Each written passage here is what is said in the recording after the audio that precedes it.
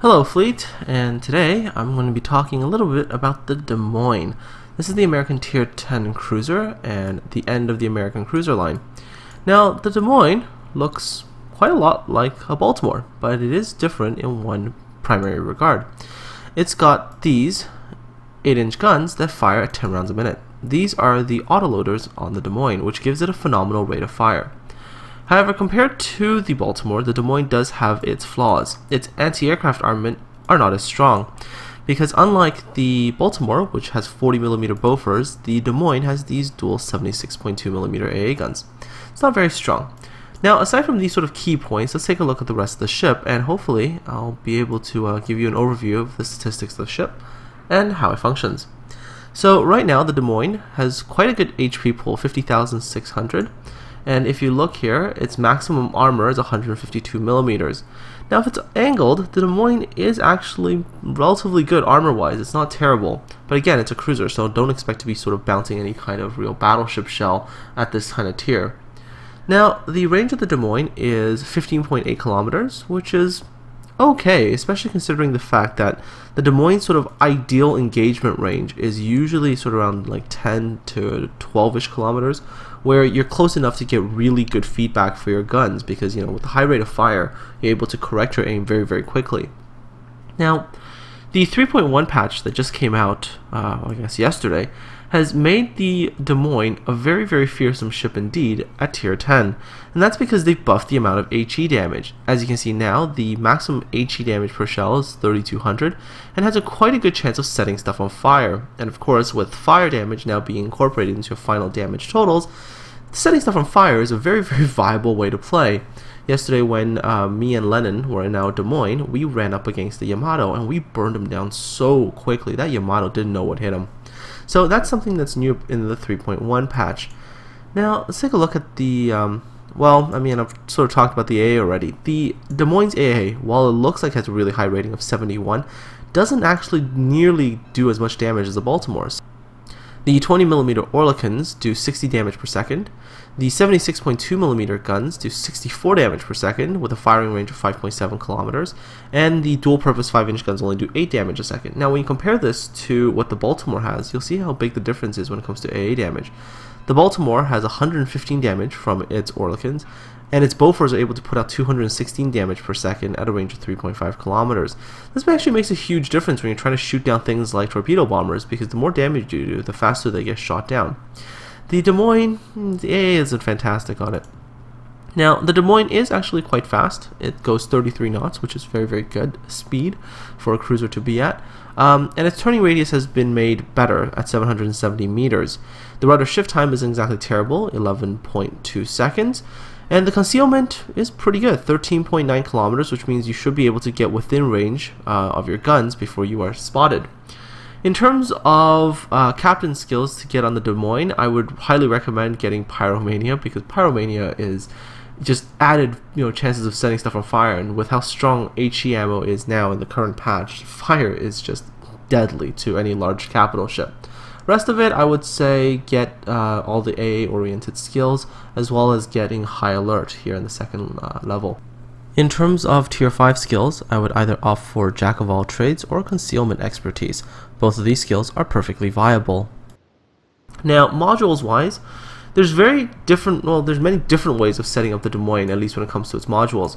In the first slot, you should get the main battery modification 1, because that prevents your turrets from getting knocked out, which is quite a big deal, because the Des Moines turrets didn't feel very strong prior to the 3.1 patch, so at least in the 3.1 patch, I feel like the turrets are a bit better, but still, any little bit to prevent your guns from getting knocked out is a bonus. And also, again, there's the reduction in the chances of you getting your magazines detonated, which is a really, really big deal.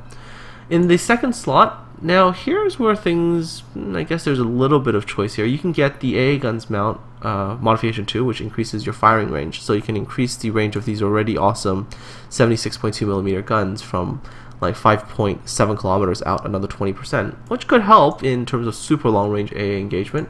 But I personally prefer just getting gunfire control system modification 1, which increases my accuracy.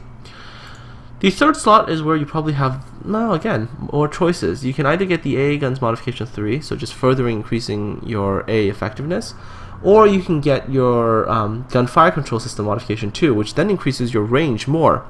But generally, I again avoid this on the Des Moines because I find that the Des Moines isn't exactly the most amazing ship at long range. Your feedback isn't really fast enough for you to adjust your aim quickly and really make use of its superior rate of fire. So typically I get Main Battery Modification 3, which increases my rate of fire, and of course making the Des Moines able to spew out more shells even faster, which just means more damage, which is the Des Moines Strength. This slot here, the fourth slot, I would get the Damage Control System Modification 1. Again, not wanting to get set on fire or flooded often is probably a good thing in this game. So I typically always get this. In the fifth slot here, I guess Propulsion Modification 2 is a viable propulsion modification just to make your ship accelerate faster. But at the same time, you know, making your ship have the rudder shift faster so you can turn earlier, it's not a bad thing either. That's what I would usually go for, I guess, when it comes to ships with over like 5-second rudder shift times. Generally we'll get something like this. And finally, here you again have a choice. I personally would say getting Concealment System Modification 1, but Target Acquisition Modification is just as viable as a mod. I like Concealment System Modification, just makes me more stealthy, allows me to get even closer before I can open up on my guns. Just, you know, things to keep in mind when you're playing the Des Moines. Okay, enough of me talking about the ship. Let's take a look at how she performs in battle. This first battle was played before the 3.1 patch was implemented, and in this particular patch, the Des Moines was still primarily shooting AP ammunition and everything. But after the 3.1 patch, now that AP and HE have sort of been rebalanced, HE has become a perfectly viable option when firing at heavily armored targets like battleships. And I'll show you that after this particular battle. This was a really sweet battle, by the way. I mean, like, I'm wrecking cruisers for this entire battle. Take a look at this. I mean, the Des Moines rate of fire, as long as you're able to get within a good enough range that you get very good feedback from your shells in terms of how they're landing and everything, allows you to very quickly adjust how you're firing and hit stuff. Now, in this particular situation, there are two cruisers on the enemy team. Obviously, the Pensacola is turning away, so I have shifted my attention over to the Senjo, and just watch how quickly this other tier 10 cruiser just gets dropped. I mean, so far there's 3 Citadel hits so far, and I'm just making multiple hits as well without hitting the Citadel. I'm also doing damage that way, but just the number of Citadels. I mean, I think that's 4 Citadels so far on this ship, and then, bam. That Senjo went down in like a matter of 4 or 5 salvos, and that's the power of the Des Moines. Now, the Des Moines doesn't exactly have the best range or anything, but the rate of fire, as long as you're sort of at an intermediate distance, it's terrifying. Like, if I run up against the Des Moines at, you know, let's say around 10 kilometers, I would be very scared. Enemy Kitakami comes around, just watch how quickly this Kitakami will die to a Des Moines. It's exhilarating to watch. Now, in this particular engagement, I have switched over my targets from the Pensacola to the Kitakami, and that's for 2 reasons. One, the Kitakami has now probably dumped its torpedoes and it will no longer be a threat to me, and also it's presenting a nice broadside target to me, which makes it very easy to shoot. And of course, as long as it has no torpedoes to launch at me, I should be relatively safe. Had I left the Kitakami, turn around and fire off the other salvo, could have caused some problems for my team. Now, this Pensacola that I was shooting at earlier has run away quite far, and I've got to say that in this particular engagement, this Pensacola messed up pretty badly. In an attempt to save his own skin, and basically by banding his teammate, first of all, his team suffered horrible losses without doing much damage to us. And second, if you think about it realistically speaking here, now this Pensacola is alone, and he has no team to support him either, and so very quickly he will die as well without doing that much damage. That's something that when you play warships, you have to keep that thought in mind. At least I do all the time, is that if necessary, I would rather die with my team, because there is at least a better chance that when we go down fighting, we'll have a chance of taking down at least 1 or 2 of the enemy ships. In this particular case, we've wiped out 3 cruisers for only the loss of 1, and that 1 cruiser that we lost to a Kitakami torpedo wave. The 2 gunships were able to accomplish very little, and both died very quickly. So I have to say, at least in this situation, the Pensacola didn't do the right thing. Should have just stayed there and fought. Earlier in the video, I did mention that the Des Moines seemed on paper to have a bit of a weakness, and that's with its AA guns. But what I've noticed while I was playing her is that the Des Moines seems to be able to shoot down planes with very few rounds at very high ranges. And this brings up a very interesting question for me. I'm starting to wonder if the Des Moines anti-aircraft guns are not like the Baltimore and preceding US cruisers. Because unlike those ships, which had very high damage per second because their guns fired quickly but at shorter ranges, the Des Moines guns fire slowly but they do massive alpha damage. Now, since we don't actually know the statistics in general, we can't really say for certain, because if you think about it, if you had really high alpha damage, a really low rate of fire, it would still appear that you had really low damage per second, but you were knocking planes out with one shot.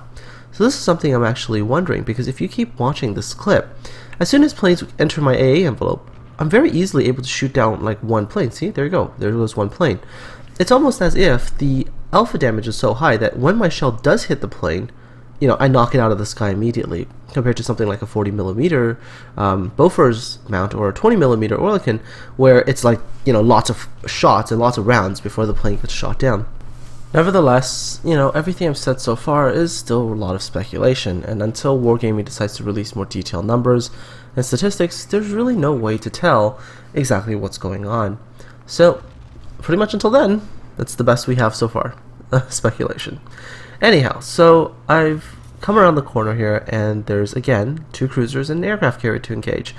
The other cruiser is a Pensacola, and it's kind of somewhat far away. I mean, 12.2 kilometers, and it's probably not going to be as accurate at that distance.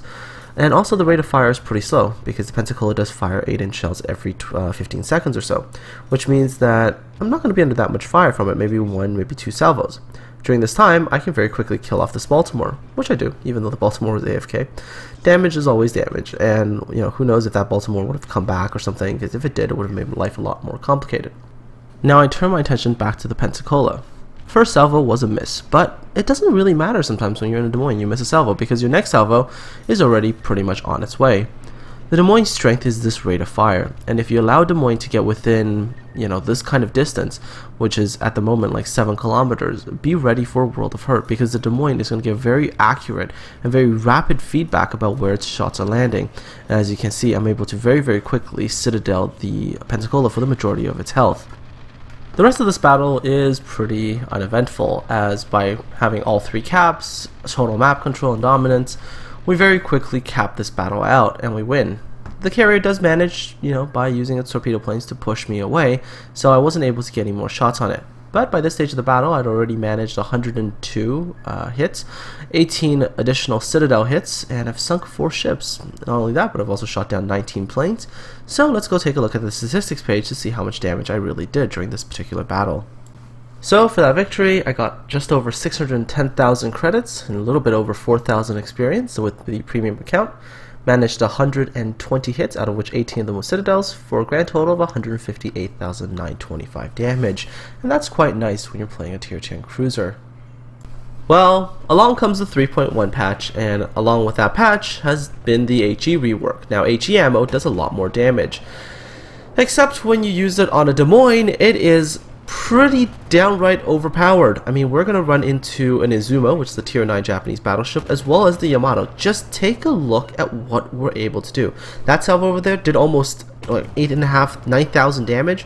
There's another 4,000 damage almost. And don't forget, at the same time, we're setting everything on fire. Just take a look at how much damage HE ammo is doing now. 5,000 there.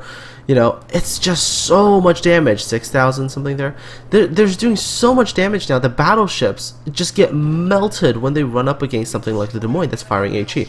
Take a look at this. This is a Yamato, and yes, it's only got, like probably 3/4 of its health, just under 3/4 of its health left. It's pretty much going to be me and Lennon firing at this Yamato with HE. Just watch how quickly the HP of this Yamato drops. And I mean, we even run into each other a little bit, and that actually, delays me firing. But just take a look at what we do to this poor Yamato. It is not even fair. This poor thing just gets burned to death, gets shot to death by HE. I mean, at every salvo we're firing is doing a few thousand damage. I mean, this is the kind of damage that we used to see while firing AP at select areas of the ship. Now we're doing HE damage to that amount without actually having to do any kind of real aiming. Just fire in the general direction. As long as the shells hit, they do damage. It's just ridiculously overpowered. And that's all, folks. Hopefully you've enjoyed this video on the Tier 10 American cruiser, the Des Moines. Hopefully I've been able to maybe motivate some of you to go and get this ship as soon as possible, because she is absolutely amazing now in the 3.1 patch.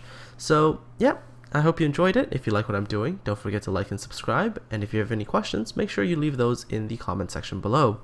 Aside from all that, hope you have a fantastic day, and I'll see you all in the high seas.